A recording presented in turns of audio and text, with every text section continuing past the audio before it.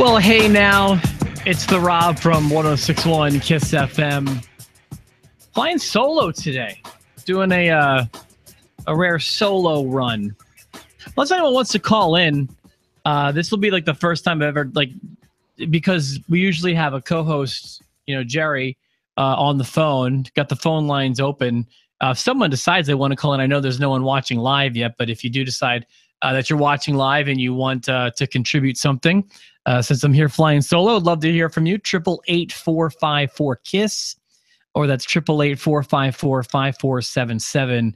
I will probably drop that number a few times to see if anyone wants to call in. So on the post show last night, I guess Tony left a comment that he was off work today and would be willing to phone in or webcam in or be the co-host today. So I sent him a message this morning when I saw that he had offered, and I don't know what his maybe I got him too early. Maybe, it's 10:30 on the East Coast where those guys are, but he never responded to me. Maybe he didn't want to do it, or maybe he just, wasn't up yet. But I gave the opportunity, Tony. I'm sorry I didn't hear back from you, but thanks for offering. And again, that number is 888-454-5477. But even if I got to go solo, I'm capable of doing that today. It was just it was a SmackDown last night. Not even a great one. Did some things right, did some things wrong. Overall, my impression of SmackDown last night was unfavorable. And I'll tell you why. I was kind of hoping that this SmackDown would have something special, a special feeling about it, because they made such a big deal about the first ever women's Money in the Bank ladder match. And really with this week's episode, they have been hyping the rematch of this. And there's that dreaded R word again, which I'm going to get to later, probably to nobody's surprise. But yes, there was a rematch of that last night, which was exactly a copy and paste of the one before it, at least going into it, except for James Ellsworth was now banned from the building. So obviously that ban didn't hold out, but we'll get to that. So what I was hoping would have a big fight feel, or something to that nature, something that made it feel more special than your everyday SmackDown. Boy, that was clearly missing in last night's episode, in my opinion. So let's dive right into it. Keeping in mind, it's only been 2 weeks since SmackDown's last pay-per-view. This show had 2 matches literally pulled from that show. One of them distractingly big, that 5-woman ladder match for only the second time in history. The second time, not only in history, not only in the 2017 plus years of wrestling. Not only has it only happened twice, it's happened twice in 2 weeks. This is really frustrating. I'm sure that people agree with this. I mean, you can disagree if you want to, or maybe they were trying to pop ratings there for a second, but holy cow, that was way too soon to have a rematch like this. And then the second one is just straight from 2 weeks ago with really no change made to it. It was a very short match, but Lana took on the women's champion Naomi again. Again, we just saw this 2 weeks ago. And then from there, we're looking at Zayn and Corbin for what, the third time in 4 weeks? I'm dying, guys. I'm dying from this. This is killing SmackDown for me. I feel like since this, I'll say at least in 2017, we can't get both shows to have traction. Raw has traction or SmackDown has traction. And then the other show is spinning its wheels. And right now, I think that Raw has traction big time. SmackDown has nothing. By the way, if you want to comment on this, I am taking live calls during the live broadcast at 888-454-5477.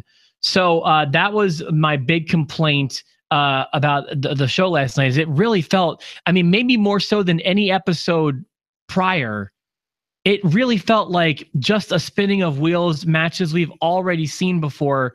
Really, really frustrating. So that was something that got SmackDown off to a really bad start for me. Let's focus on the ladder match for a second, because the ladder match did nothing right. The ladder match fell really flat, in my opinion. Not only had we just seen this big match, like this is something they really had hyped big time leading into the pay-per-view 2 weeks ago. And then to just give it to us again, like imagine after WrestleMania 12, imagine 2 weeks after WrestleMania 12, they gave us Bret Hart and Shawn Michaels in a 60-minute Iron Man match again.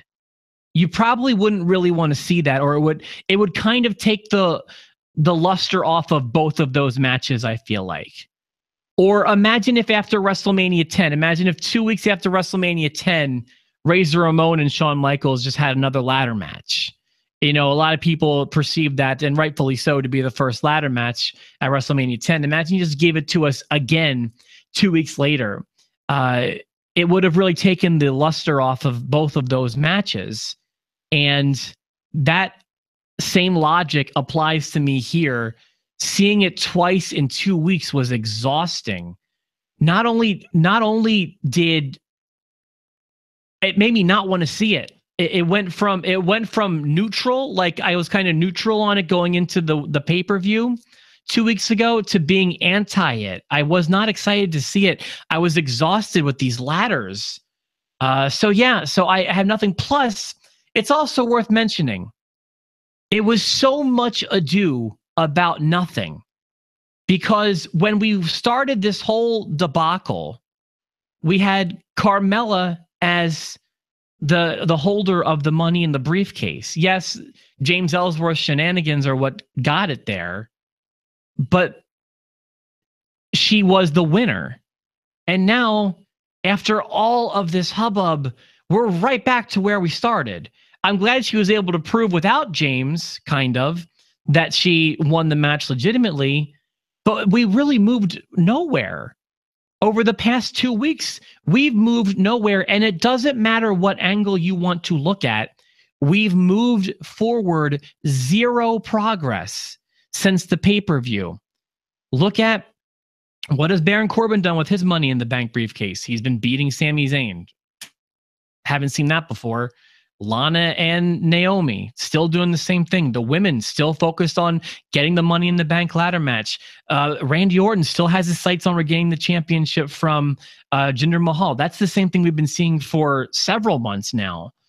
It was really hard for me to watch last night's episode, to be honest with you. For reasons just like that. Raw, I think, has so much forward momentum.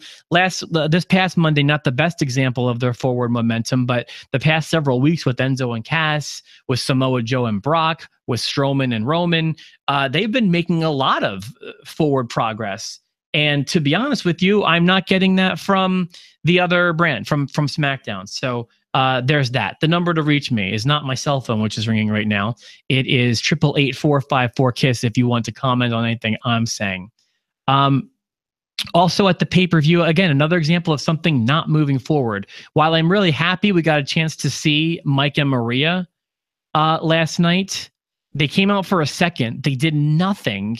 They got interrupted by, I want to say it was Sami Zayn or Baron Corbin or whatever. And it almost just made them look like jobbers. When for me, you kind of had me hooked at the pay-per-view. I know a lot of people thought it was kind of a lousy segment just to debut them with nothing, but I don't know. I got kind of hyped the first time. I was disappointed we didn't see them the show after the last pay-per-view, Money in the Bank, and then here we are. I'm like, yes, okay, here's Mike and Maria. Well, we're going to move this forward, but we didn't. If anything, we moved it backwards. If anything, now I'm less excited because I feel like they're being brushed aside, which is literally what happened to them yesterday. So really infuriated about that. I kind of wanted that to do something. I guess you could say the Fashion Files or the Fashion Vice. That always works for me, to be honest. They haven't missed for me yet. And adding the Ascension, while I thought that it's okay seeing Breezango be goofy, and I know that we've already lost Ascension. I know that the chance of them becoming real contenders, being real threats to anybody is probably beyond us. It felt weird seeing them be goofy But as by in general, I like the segment. I picked up a lot of the in-humor on the table, as I always do. That's my favorite thing to do is to kind of slow-mo or stop motion the action when there's something going on in the background. I love that.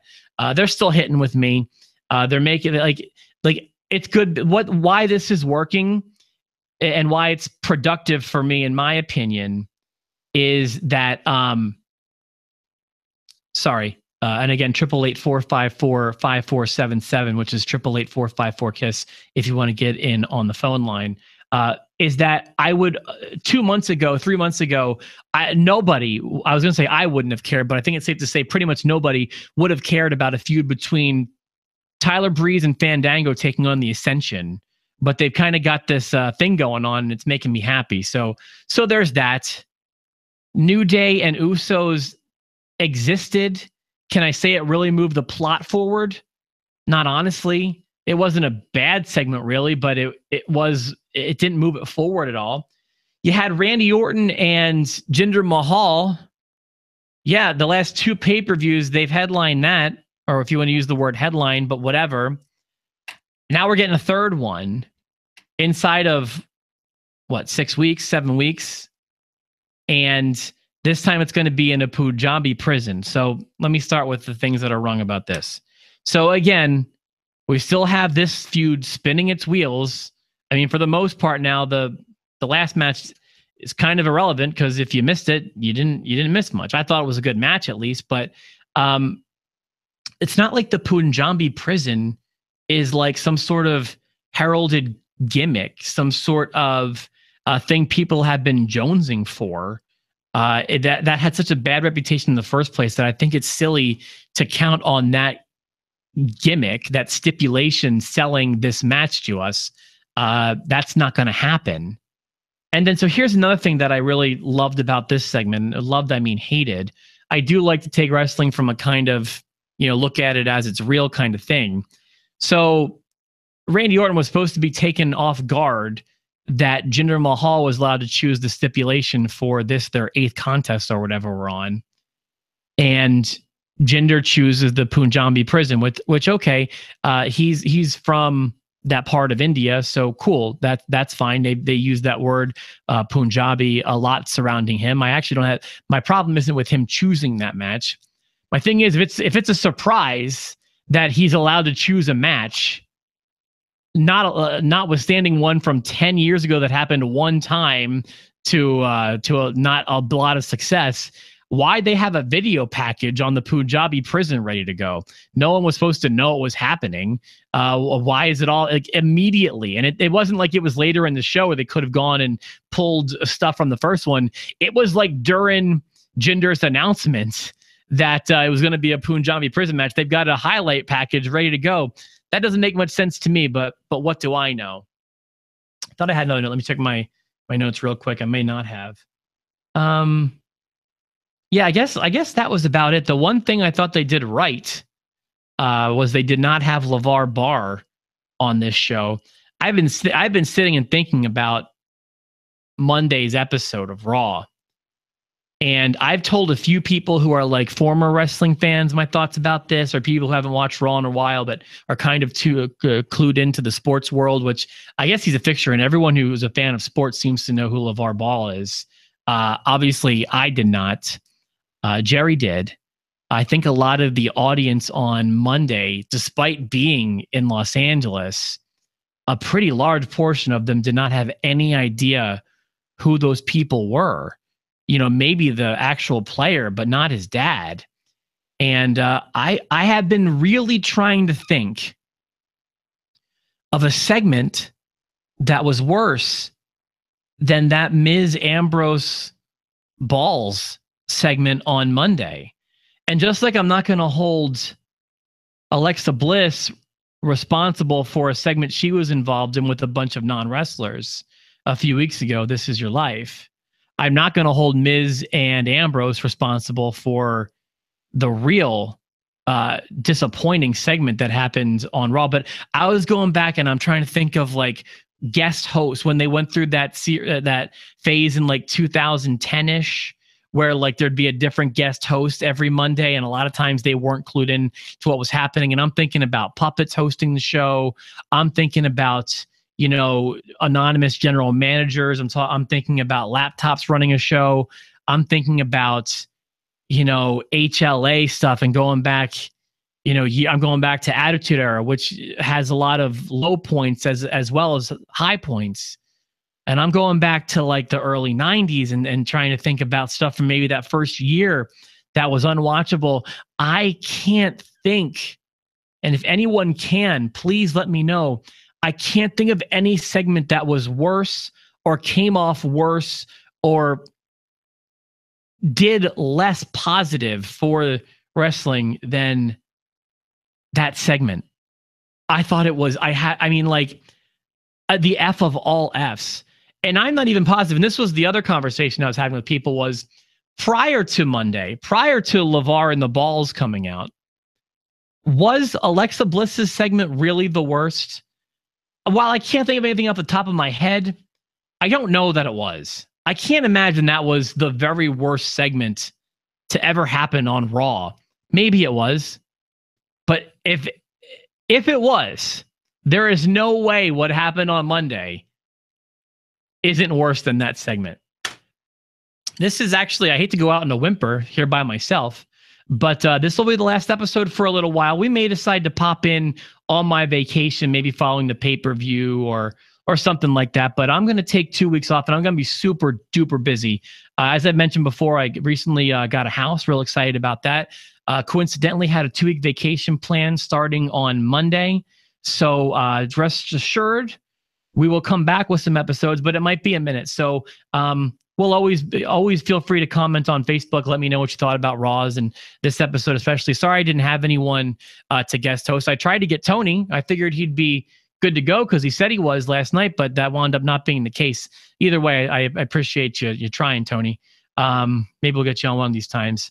In the meantime, like I said, enjoy Great Balls of Fire. It's kind of a shame. I think Great Balls of Fire is shaping up to be a really good B show. Joe and Brock, I'm real excited about.